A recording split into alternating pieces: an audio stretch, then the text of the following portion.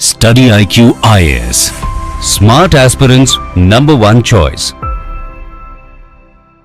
Hello everyone, जय हिंद and welcome to the platform of study IQ IAS। आप सभी का स्वागत है स्टडी IQ IAS के प्लेटफॉर्म पर। My name is Bhawar Singh Surya, MXND 115th course and qualified civil services in 2012 और मैं आप सभी का स्वागत करता हूं हमारे प्लेटफॉर्म पर ऑन स्टडी IQ IAS।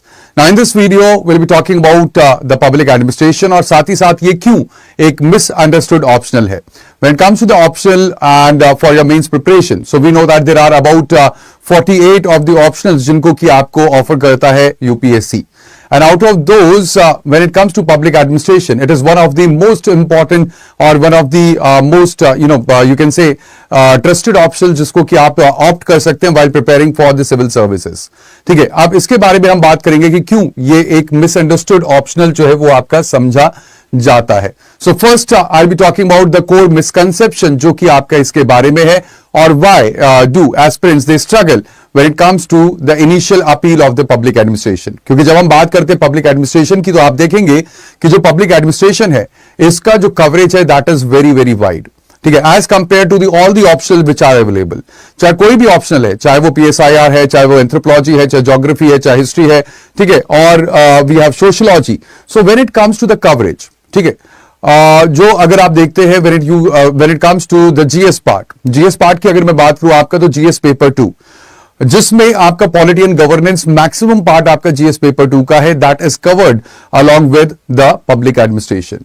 और ना सिर्फ GS2, GS3 की अगर मैं बात करूं डिजास्टर मैनेजमेंट तो वो भी, अगर मैं बात करूं आपका एसए और एथिक्स की तो वो भी, यहां पर आपका ओवरलैप आपको देखने को मिलेगा of the public administration. And that is why I am saying कि एक कोर मिसकंसेप्शन है और शुरुआत में ये अपीलिंग लगता है but then there are certain misconceptions जो कि हमें हो जाते हैं। सबसे पहला जो मिथ जो हमारे माइंड में आता है when it comes to the public administration that is कि it is just the common sense. ठीक है, पब्लिक एडमिनिस्ट्रेशन की बात अगर हम करें तो ऐसा लगता है कि बस कॉमन सेंस है और ultimately most of us believe कि it is because it deals with the administration, so it requires no formal study और हम अपने आप से इसको पढ़ सकते हैं अगर हम public administration as a optional लें।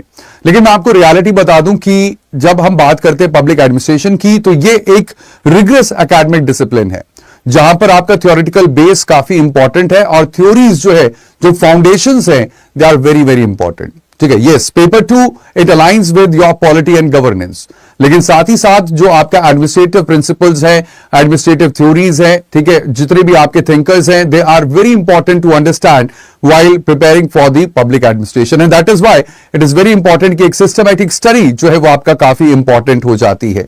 इसी के साथ साथ जब हम इसको एक common sense की तरह आपका जो है treat करते हैं, ठीक है, those of the students who have taken the public administration as their optional and if they are choosing or they choose it as a common sense कि common sense के साथ हो जाएगा तो हमारे answers भी वही common sense वाले आपका निकल कर आते हैं। ठीक है, and ultimately what happens is कि जो आंसर्स होते हैं वो काफी जेनरिक हो जाते हैं, ultimately we do not score much in our optional. तो ये काफी इंपॉर्टेंट है कि एक सही अप्रोच, एक सही जो आपका स्टडी है that is very very important and when it comes to the solution so you have to focus on the administrative thinkers and also the structural concepts that are there. अगर आप उनके ऊपर focus करोगे तो ultimately that will benefit you. I am life science student and want to take pub ad, is there any problem? कोई problem नहीं है। ठीक है, आप किसी भी फील्ड से है, ठीक है, whether you are from the life sciences या फिर आप टेक्नोलॉजी या फिर आप IT फील्ड से है या फिर आप कॉमर्स बैकग्राउंड से है, आपका कोई भी बैकग्राउंड है, ठीक है, when it comes to public administration this aligns with your dream and the dream is to join the public administration itself, right? and आपको ये पढ़ना पड़ेगा, आप किसी भी फील्ड से है। आप क्या सोचते हैं when you go to the LABSNA, ठीक है, जब आप LABSNA जाते हैं आप जो है there is you start with your subject, ठीक है, जब आप जाते हैं आपका जो चयन होता है, आपका सिलेक्शन होता है, you have to study public administration there as well. So again when it comes to your background it doesn't matter क्योंकि ये आपका बिल्कुल फ्रेंडली है and it is not about humanities, it is not about science background। आप किसी भी background से आप पब्लिक एडमिनिस्ट्रेशन जो है वो आप आराम से ले सकते हैं। Now this is very important when it comes to the public administration, you have to understand कि there is the theoretical base या theoretical core जो कि आपको कवर करना है। ठीक है, where we are talking about the pillars of the thought, या फिर जहां से पब्लिक एडमिनिस्ट्रेशन की शुरुआत होती है, right from the essay of Woodrow Wilson. Alright, Woodrow Wilson के ऐसे के बाद ये आपका डिसिप्लिन शुरू होता है और वहीं से हमें समझना है कि पब्लिक एडमिनिस्ट्रेशन के कौन कौन से पिलर्स हैं और किस तरीके से पब्लिक एडमिनिस्ट्रेशन जो है वो that is based upon the pillars of the thoughts which are there in the public administration. चाहे वो क्लासिकल थ्योरिस्ट है, that is we have Taylor, we have Fayol, या फिर वेबर का जो ब्यूरोक्रेटिक मॉडल है। इसी के साथ साथ then came the human relations the theorist या फिर बिहेवियरल थ्योरिस्ट, जिन्होंने कहा कि भाई आप पब्लिक एडमिनिस्ट्रेशन को आप आइसोलेशन में नहीं देख सकते। ठीक है, आप पब्लिक एडमिनिस्ट्रेशन को आप यूनिवर्सल प्रिंसिपल्स के साथ नहीं देख सकते। There is human angle as well that is involve, there is informal groups as well which are involve, और उसमें थे आपका मेयो और Barnard which are again very important.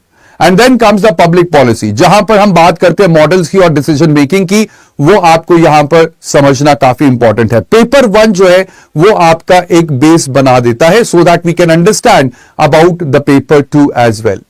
ठीक है, इसी के साथ साथ जो नेक्स्ट कॉमन मिथ है दैट इज कि ये काफी लेंदी है या फिर स्टैटिक है। मैं आपको बता दूं बेटा, जब हम बात करते हैं पब्लिक एडमिनिस्ट्रेशन की, तो आपको ये एज्यूम अगर आपने कर लिया कि इसका सिलेबस कभी चेंज नहीं होता, ठीक है, या फिर ये आपका काफी वास्ट है टू मास्टर, ये आपका दूसरा सबसे बड़ा इंपॉर्टेंट मिथ है। जबकि अगर मैं रियलिटी की बात करूं तो इसका जो सिलेबस है बहुत ही कंसाइज है। ठीक है, there are only 26 units that you need to study, and that is why it is again a very important and very crucial optional, क्योंकि आपका बहुत ही लिमिटेड पीरियड या लिमिटेड आपके चैप्टर्स आपको पढ़ने हैं। लेकिन साथ ही साथ अगर मैं बात करूं आपका, तो जैसे ह्यूमैनिटीज के सब्जेक्ट्स है, ठीक है, वी हैव ज्योग्राफी या फिर वी हैव हिस्ट्री, ठीक है, या पॉलिटिकल साइंस है, तो जो आपके जो ह्यूमैनिटीज के सब्जेक्ट है वो इतने स्ट्रक्चर्ड नहीं है जितना कि आपका पब्लिक एडमिनिस्ट्रेशन है। सो again this is the reality of the public administration, और साथ ही साथ ये स्टैटिक नहीं है, क्योंकि ये आपका कंटेम्प्रेरी जो आपका चीजें है, कंटेम्प्रेरी रिफॉर्म्स है, करंट अफेयर्स है, उससे काफी ज्यादा डीपली कनेक्टेड है। सो यहां पर सबसे अच्छा जो आपको एडवांटेज मिलता है कि आप एक बार पब्लिक एडमिनिस्ट्रेशन को मास्टर कर लेते हैं। ठीक है, सो अल्टीमेटली जो फ्रेमवर्क है वो कंसिस्टेंट रहता है, और प्रिपरेशन अनसर्टेनिटी जो है when it comes to the optional subject, वो यहां पर आपका खत्म हो जाती है।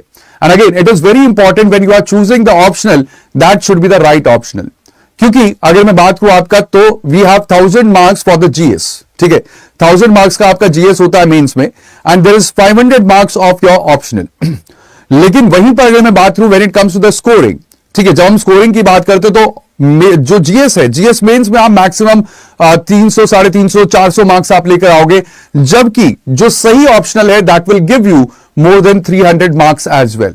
सो again this is another myth कि आप इसको स्टैटिक ना समझे और साथ ही साथ इसको लेंदी भी ना समझे। It is dynamic and ultimately ये इवॉल्व करता है अराउंड दी स्टेट। जैसे जैसे आपका स्टेट इवॉल्व करता है, जैसे जैसे स्टेट में चेंजेस होते हैं, गवर्नेंस पैटर्न में आपके चेंजेस होते हैं, वैसे ही आपका जो है हमारा पब्लिक एडमिनिस्ट्रेशन भी चेंज होते रहता है। Like for example we are seeing that we are moving toward digital India, या ई गवर्नेंस जो हमारे नॉर्म्स है, जो रिफॉर्म्स हैं, वो आपका they are embedded into the public administration. या मिशन कर्मयोगी है which is about capacity building of the bureaucracy, या फिर डेवलपमेंट एडमिनिस्ट्रेशन की बात करें तो that is in action, and ultimately that is where the public administration it connects itself with the current affairs. और आगे जाकर मैं आपको अभी तो we are just understanding why public administration is a good optional, लेकिन आगे जाकर मैं कुछ ऐसे इंपॉर्टेंट सेशंस भी लेने वाला हूं जहां पर we will link the public administration to the current affairs as well, और उसी डायमेंशन में हम अपने पब्लिक एडमिनिस्ट्रेशन को आपका देखेंगे। नेक्स्ट इंपॉर्टेंट मिथ जो कि हमारे माइंड में आता है कि ये आपका लो स्कोरिंग है। ठीक है, बेसिकली हम यहां पर बिलीव करते हैं, वी बिलीव दैट पबैड लेकर जो आपका स्केलिंग होती है, तो स्केलिंग में आपका यूपीएससी पेनलाइज करता है पबैड के एस्पिरेंट्स को, लेकिन ऐसा बिल्कुल नहीं है। अगर मैं बात करूं आपका, तो basically when it comes to the answer, तो आपकी जो आंसर राइटिंग है उस पर डिपेंड करता है कि आपको मार्क्स कितने मिलेंगे। तो इफ देयर इज इनकंसिस्टेंसी, वो बेसिकली आपका आंसर राइटिंग टेक्निक के ऊपर बेस्ड है and not because of the scaling as well. आपको समझना है कि when you are writing without linking the theoretical frameworks, paper 2 में आप इंटीग्रेट नहीं कर रहे हैं पेपर 1 को, पेपर 1 में आप इंटीग्रेट नहीं कर रहे हैं पेपर 2 को, और साथ ही साथ आप करंट अफेयर्स को इंटीग्रेट नहीं कर रहे हैं दोनों में, तो ultimately you will score less in public administration. क्योंकि पब्लिक एडमिनिस्ट्रेशन जैसे मैंने बताया, this is not a static subject, यहां पर इंटरलिंकेज, यहां पर आपका जो है the complete dimension is very important, and that is again a very very important thing that you have to understand. So ultimately एक structured, analytical और data driven आप आंसर लिखते हैं तो you will score good, and I have seen people getting more than 300 marks in public administration as well. जैसे कि आप यहां पर देख सकते हैं, this is the reality and you can check this on the internet as well. When it comes to 2010, तो 2010 में All India rank was Divya Darshini. So Divya Darshini, she scored, अगर आप देखें तो 356 मार्क्स थे, जिसमें अगर हम देखते हैं आपका पेपर 1 में, so paper 1 was the score was 191 and paper 2 में 165 मार्क्स थे. वैसे अगर मैं बात करूं 2019 में all India rank 1 was Pradeep Singh, और यहां पर अगर आप देखेंगे तो मार्क्स वर 293, जहां पर पेपर 1 में 148 एंड पेपर 2 में 145 मार्क्स थे. So it is very important, जब आप लिख रहे अपने आंसर्स लिख रहे हैं इन पब्लिक एडमिनिस्ट्रेशन, तो आपको थिंकर्स को इंटीग्रेट करना है, आपको जो है करंट एग्जांपल्स को इंटीग्रेट करना है, और अगर आप इसमें कंसिस्टेंट रहते हैं तो you will score good and ultimately your score it may reach or it may cross 300 marks as well, जो कि काफी इंपॉर्टेंट भी है. ठीक है, because when it comes to the scoring, यहां पर जो ऑप्शनल में आपके मार्क्स है वो आपका डिसाइड करते हैं कि आपका सिलेक्शन होगा, और सिलेक्शन के साथ साथ they decide your ranks as well. तो these are the core myths जो कि हमने अपने मन में बना दिए हैं about the public administration. Now, यहां पर next thing that I am telling you is about the syllabus, और आप देखोगे कि सिलेबस कितना इंटीग्रेट करता है, और आप किसी भी आप फील्ड से है, ठीक है, आप चाहे ह्यूमैनिटीज से हैं, चाहे आप जो है साइंस बैकग्राउंड से हैं, चाहे वो आप कॉमर्स बैकग्राउंड से है, and this is a complete syllabus या कोर सिलेबस है जो कि हम पढ़ते हैं इन पब्लिक एडमिनिस्ट्रेशन.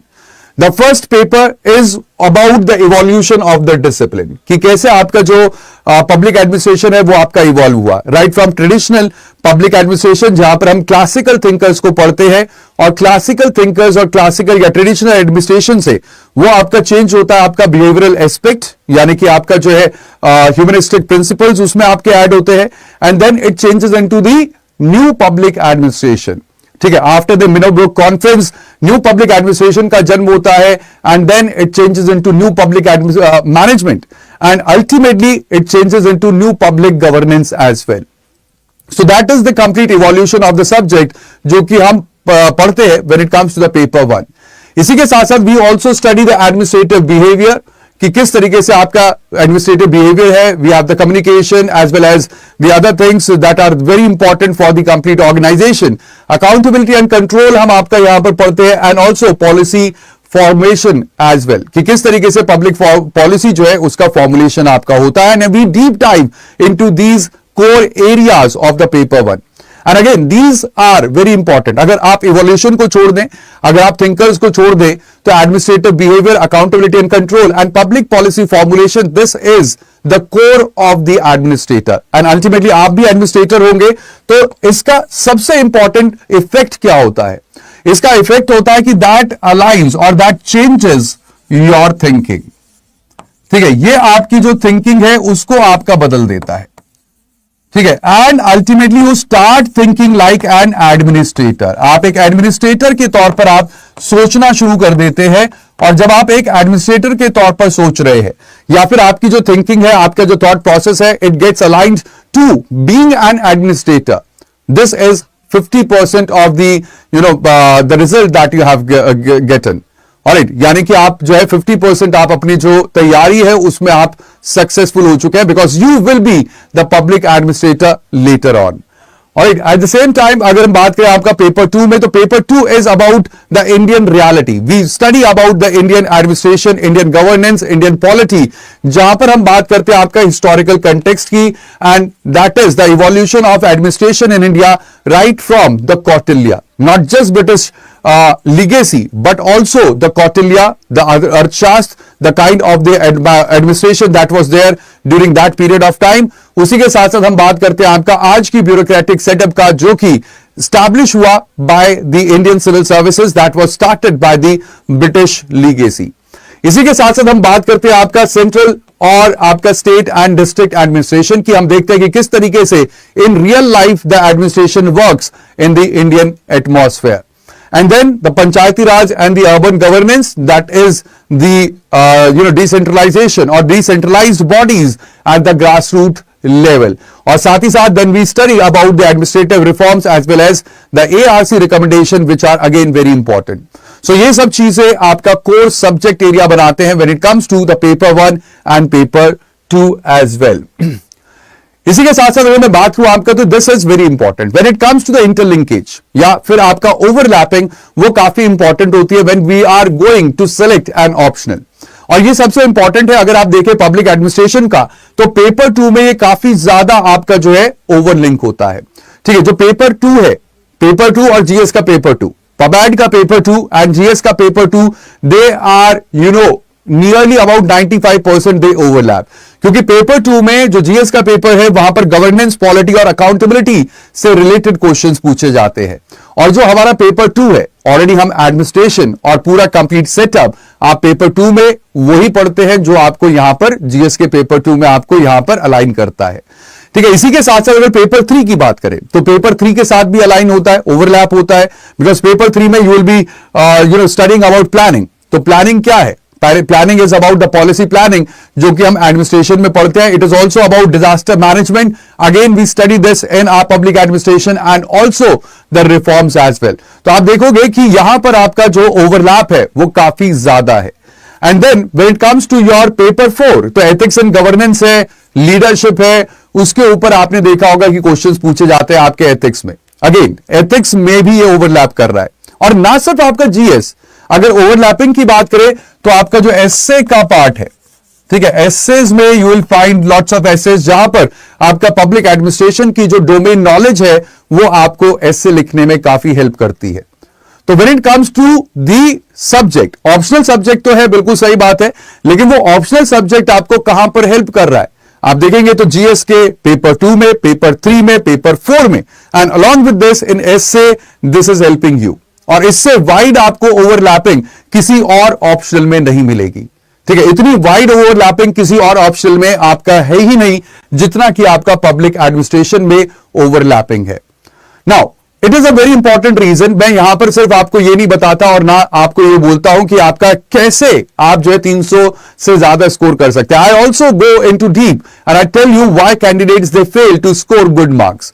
सबसे इंपॉर्टेंट है कि हम एक एक्टिविस्ट के तौर पर या जर्नलिस्ट के तौर पर हम जो है अपने आंसर्स लिखना शुरू कर देते हैं। You do not want to be an activist और जर्नलिस्ट।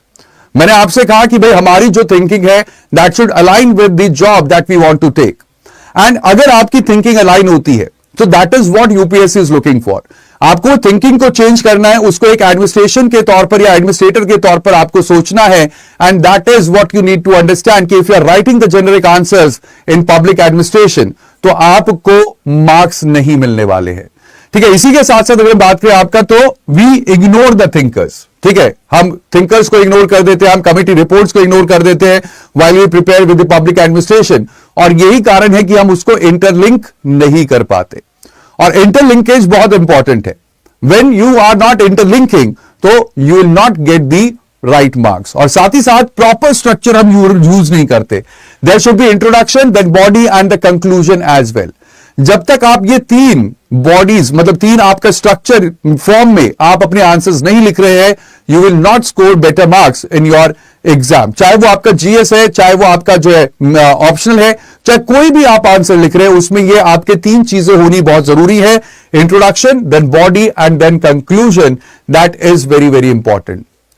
नाउ अगर मैं बात करूं आपका, तो पब्लिक एडमिनिस्ट्रेशन में अच्छे मार्क्स स्कोर करने के लिए आपको एक एडमिनिस्ट्रेटर के तौर पर सोचना ही पड़ेगा। आपको एक एडमिनिस्ट्रेटर के तौर पर आपको अपनी सोच को डेवलप करना पड़ेगा। You have to think yourself as an IAS before clearing the IAS. So that is very very important. And इसके लिए सबसे इंपॉर्टेंट है कि एक स्ट्रक्चरल अप्रोच आपको चाहिए। That is how would an administrator solve any issue that is there in front of you. Plus आपको एक एविडेंस बेस्ड अप्रोच चाहिए। कहीं पर भी आप जहां पर साइट कर सके, आप सेकंड एआरसी है, फर्स्ट एआरसी है, उसकी रिपोर्ट्स को आप साइट कीजिए। जो एडमिनिस्ट्रेटिव थिंकर्स है उनको आप इंक्लूड कीजिए। एंड ऑल्सो सबसे इंपॉर्टेंट है, किसी भी चीज के आपके अलग अलग पहलू होते हैं। That is it has the positives as well as negatives. So you have to be analytical, you have to weigh the things that are there. आपको वहां पर देखना है कि what are the pros, what are the cons, या फिर कहीं पर सिंथेसिस की जा सकती है कैसे हम आपका जो है जो पॉजिटिव्स है और जो नेगेटिव्स है उनको सिंथेसाइज करके हम किस तरीके से एक बेटर चीज जो है वो आपका यहां पर जो है रख सकते हैं फॉर द वे फॉरवर्ड या फिर as a solution, that is how you have to think. और जिस दिन आप जो है थिंकिंग अप्रोच के साथ आप पब्लिक एडमिनिस्ट्रेशन को सीरियसली आप लेना शुरू कर देंगे, I am guaranteeing you will score more than 300 marks in your optional. Now what are the strategic resources that we have? तो we have the standard books. अगर स्टैंडर्ड बुक्स की बात करते हैं तो आपका थिंकर्स के लिए we read Prasad and Prasad, ठीक है, प्रसाद एंड प्रसाद आप ले सकते हैं थिंकर्स के लिए और उनके बारे में जानने के लिए। साथ ही साथ अगर मैं बात करूं आपका तो फॉर थ्योरी, ठीक है, पेपर 1 पेपर 2 के लिए आप एम लक्ष्मीकांत ले सकते हैं। So these are the standard books and along with this अगर मैं बात करूं तो new horizons of public administration Mohit Bhattacharya. So these are the 3 books that are standard. इसके अलावा आपको कोई बुक लेने की जरूरत नहीं है, लेकिन साथ ही साथ there are other resources that you need to go through. सबसे इंपॉर्टेंट है कि आपका जो है जो एआरसी रिफॉर्म्स है या एआरसी रिपोर्ट्स है, सेकेंड एआरसी स्पेशली, तो सेकेंड एडमिनिस्ट्रेटिव रिफॉर्म कमीशन की reports you have to study. इसी के साथ साथ फाउंडेशन क्लैरिटी के लिए what you can go through is the IGNOU notes. आपका masters of public administration MPA के नोट्स है विच आर अवेलेबल ऑनलाइन। आप ऑनलाइन आप इग्नू नोट्स जो है वो आप गो थ्रू कर सकते हैं। Then it is very important कि आप जो है डायनेमिक एग्जांपल्स के लिए, आपका करंट अफेयर्स के इंटीग्रेशन के लिए you must read the newspaper, that is again very very important. And like I said for the thinkers you can read Prasad and Prasad, that is again a good book for understanding the various thinkers और उनकी जो approach थी and why they gave those theories। Now again यहां पर सबसे important चीज है, और सिर्फ यहां पर नहीं, आपका यूपीएससी में to score good if you are able to include the case studies. अगर आप केस स्टडीज इंक्लूड करते हैं तो वो ये शो करता है कि आप सिर्फ किताबी कीड़ा या किताबी ज्ञान लेकर नहीं, आप जो है एक्चुअल ज्ञान लेकर आप एग्जाम में बैठे हैं।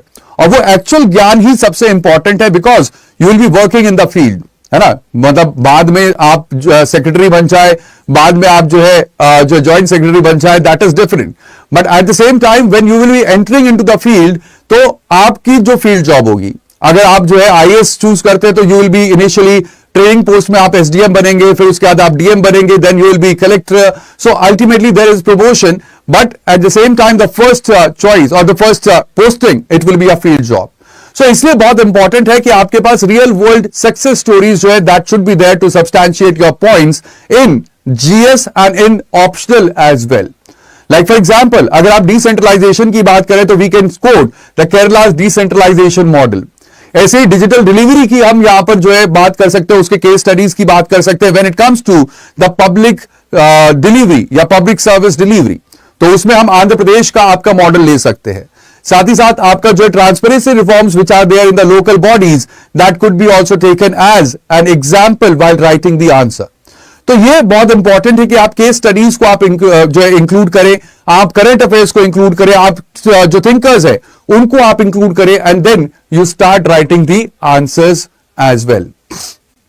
अब सबसे इंपॉर्टेंट चीज है कि there are certain fears when it comes to taking the public administration as an optional.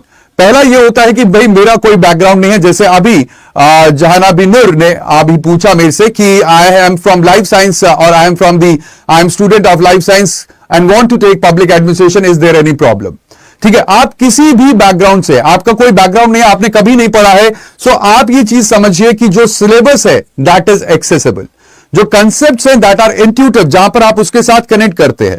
आज मैं विल्सन का आपका जो है I was talking about politics administration dichotomy, ठीक है, तो वहां पर you will be able to connect, क्योंकि वो जो थिंकर है वो जो कर रहे हैं उनके पीछे एक कारण है। There is the spoils system that was there in USA, and that is why जो विल्सन है he came with the concept of the politics administration dichotomy because he wanted the meritocracy or merit based civil services जो कि वहां पर हो। इसी के साथ साथ he was he went and he compared the complete model from the German model of the civil services that was there. So ultimately जो उस समय पर विल्सन कर रहे हैं, we can go back and we can connect to that scenario which was there. सो इसके लिए आपको कोई बहुत सारी चीजें नहीं है, it is just a intuition and the intuitive guidance that is required. साथ ही साथ आपका रियल लाइफ स्टेट फंक्शनिंग में ये आपका जो है मोल्डेड है। अगर मैं बात करूं आपसे तो when it comes to any of the subject जिसको आप जो है फील नहीं कर सकते, है ना, generally we like geography, alright, when we study general studies we like geography, ठीक है, we like polity as well, ठीक है, लेकिन बाकी अगर मैं हिस्ट्री की बात करूं तो उसके साथ हम कनेक्ट नहीं कर पाते। ज्योग्राफी तो हम कनेक्ट कर पाते हैं because we have seen hills, we have seen mountains, ठीक है। पॉलिटी हम कनेक्ट कर पाते क्योंकि हमें पता है हम प्राइम मिनिस्टर मोदी को देख रहे हैं, ठीक है, प्राइम मिनिस्टर मोदी के साथ हम कनेक्ट कर सकते हैं, अच्छा ये प्रधानमंत्री है, he is the prime minister, ठीक है। We are seeing the president of India, we are seeing the governor of the state, या फिर हम डिस्ट्रिक्ट एडमिनिस्ट्रेशन की बात करें, जब हम पब्लिक एडमिनिस्ट्रेशन की बात कर रहे हैं तो हम वहां पर कनेक्ट कर पाते हैं डिस्ट्रिक्ट एडमिनिस्ट्रेशन के साथ, क्योंकि जब आप अपने लोकल न्यूज़पेपर पढ़ते हैं तो आप वहां पर कोई ना कोई न्यूज जरूर पढ़ते होंगे कि आज डीएम ने क्या किया, आज एसएसपी ने या एसपी ने क्या किया, and ultimately that is where we see the real action that is taking place. And इसीलिए पब्लिक एडमिनिस्ट्रेशन हो, पॉलिटी हो, उसके साथ हम ज्यादा कनेक्ट करते हैं। क्यों? क्योंकि there is the real life state functioning that we see, और इसीलिए जिस भी सब्जेक्ट के साथ आप कनेक्ट कर पाते हैं, एक वो बॉन्डिंग बन जाती है, तो वो सब्जेक्ट आपके लिए उतना ही ईजी हो जाता है। फिर नेक्स्ट जो हमारे अंदर फियर होता है दैट इज कि कंपटीशन बहुत हाई है, ठीक है। अब अगर कंपटीशन की बात करूं तो कंपटीशन का मतलब है कि आपका जो सिलेबस है वो रोबस्ट है, एंड अल्टीमेटली आपको क्या करना है, आपको अपने आप को जो है अलग जो है पहचान दिलानी है, ठीक है। Now this is not just about reading books, this is not just about reading the theories from Prasad and Prasad. Now this is not about just mugging up the answers and then going for the mains. यहां पर UPSC आपसे वो नहीं चाहता, UPSC आपसे किताबी ज्ञान नहीं चाहता, ठीक है, किताबी ज्ञान, या वो ये नहीं चाहता कि आप जो है वो बच्चे हो जिन्होंने कि आपका अपने स्कूल में कॉलेज में आपने 90+% आप लेकर आए हो। अगर ऐसा होता तो यूपीएससी आपको बिल्कुल साफ बोलता एडवर्टीजमेंट में, if you have scored 90+% in your prelims in your college, then only you need to apply. So यहां पर अगर मैं बात करूं सबसे इंपॉर्टेंट चीज क्या है कि आपका जो है अगर हम देखते हैं तो when it comes to the prelim the complete selection criteria of UPSC, it is based upon the understanding. आप कितने अच्छे से आप कोई भी सब्जेक्ट को समझते हैं, चाहे वो जीएस है, चाहे वो आपका ऑप्शनल है, and that is why it is very important कि आपको अपने आप को अलग करना होगा। आपके साथ कई हजार बच्चे पब्लिक एडमिनिस्ट्रेशन एज ऑप्शनल ले रहे हैं, लेकिन वो क्या कर रहे हैं, वो पढ़ रहे हैं प्रसाद एंड प्रसाद, वो पढ़ रहे हैं एम लक्ष्मीकांत, वो पढ़ रहे हैं new horizons of public administration, ठीक है, वो आपका अलग अलग बुक्स को आपका गो थ्रू कर रहे हैं। लेकिन at the same time what you are doing is आपको इतनी बुक्स ना पढ़कर आपको एक एनालिटिकल पार्ट अपना डेवलप करना है, एंड वो जो एनालिटिकल एक्सीलेंस है that will fetch you more marks as compare to the other students that are there. Now, what are the different paths that you can take? सबसे पहले important चीज है जो फर्स्ट फेज है that is कि आपको जो सिलेबस है उसको गो थ्रू करना है, स्टैंडर्ड बुक्स जो है उनको गो थ्रू करना है। Then the next phase is that you have to internalise the thinkers vocabulary. जो वोकैबुलरी है उसको आपको जो है अच्छे से आपको अपने अंदर लेकर आना है। जैसे फॉर एग्जाम्पल जब एनपीएम की बात करते हो तो देयर आर 3 E's। अब वो 3 E क्या क्या है वो आपको अच्छे से पता होने चाहिए। एंड देन जो आपका एडमिनिस्ट्रेटिव रिफॉर्म कमीशन है उसकी जो रिपोर्ट्स और कंसेप्ट्स हैं। Then you have to do daily answer writing with PIQs and also आपका integration with the current affairs. और इन 4 फेजेस में आपको अपनी तैयारी को आपका डिवाइड करना होगा। Alright, now if there is any question related to a public administration, आप में से पूछ सकते हैं। Now you can ask any question that you have related to public administration or taking public administration as an optional. Study IQ IAS, making India smarter